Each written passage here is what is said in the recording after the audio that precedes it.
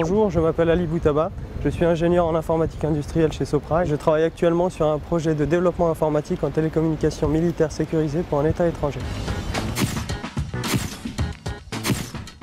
Le projet sur lequel je travaille actuellement, c'est un projet de développement informatique. C'est un système de télécommunication VoIP, c'est-à-dire voix sur IP.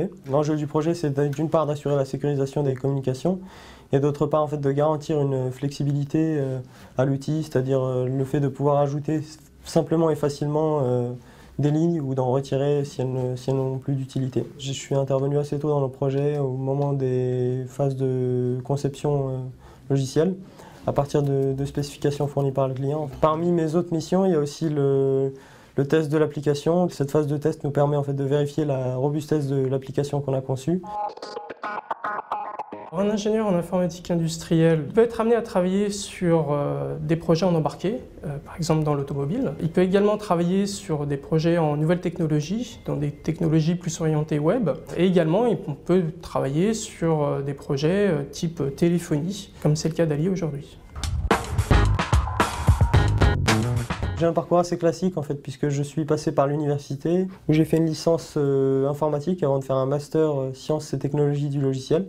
Donc qui me préparait un peu au métier de développeur et d'ingénieur de développement. Je suis par la suite entré chez Sopra en stage. Et je pense que c'est ma polyvalence qui a fait que j'ai été recruté chez Sopra, le fait que je puisse à la fois être perçu comme un bon développeur, mais aussi comme un plutôt bon communicant. Aujourd'hui, nous, on recherche surtout des profils effectivement type Bac+5, donc ingénieurs ou universitaires. Il faut que ce soit vraiment des gens qui soient effectivement de bons communicants, puisqu'il faut qu'ils travaillent en équipe bien souvent. Des gens qui aient l'esprit d'initiative et également une certaine autonomie dans leur travail.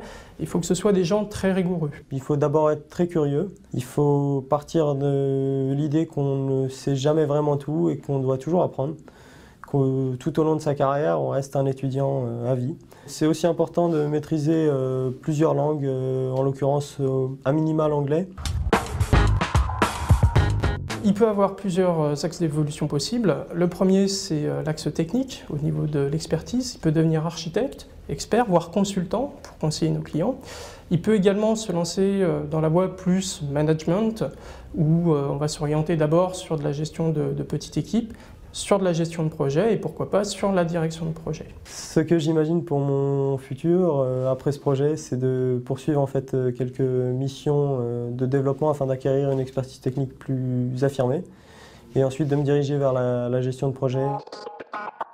Ce qui me plaît dans mon métier, c'est la capacité à créer à partir de rien. On ne peut pas assimiler ça à de l'art, mais c'est plutôt sympa d'être libre de ses choix de conception, même si on doit les assumer ensuite. Ce qui est intéressant aussi, c'est les interactions qu'on peut avoir avec les gens, le fait de rencontrer des profils divers, des univers divers. Le genre de projet sur lequel je travaille actuellement, c'est assez excitant puisque c'est nouveau, puisqu'on est un peu pionnier, on travaille un peu sur un secteur innovant, donc on trace un peu le sillon.